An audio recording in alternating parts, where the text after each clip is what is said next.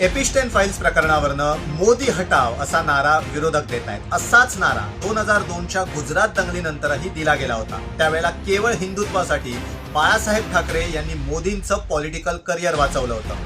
गुजरात दंगलीनंतर आंतरराष्ट्रीय पातळीवर भारताची नाचक्की झाली होती। त्यामुळे भाजपचा मोदींना हटवण्याचा प्लॅन होता। त्याच काळात मुंबईत आलेल्या लालकृष्ण अडवाणी यांनी बाळासाहेब ठाकरे यांची भेट घेतली आणि यावर तोडगा विचारला। त्यावेळेला स्वर्गीय बाळासाहेब ठाकरे यांनी मोदींना हात लावू नका, मोदी गया तो गुजरात गया असा सल्ला लालकृष्ण अडवाणींना दिला होता।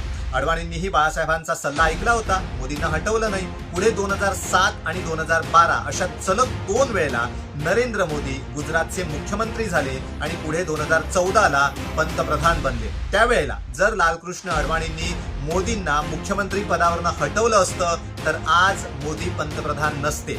बाळासाहेबांमुळे मोदींचं मुख्यमंत्री पद जाण्यापासून वाचलं होतं। असोत, व्हिडिओ तुम्हाला कसा वाटला?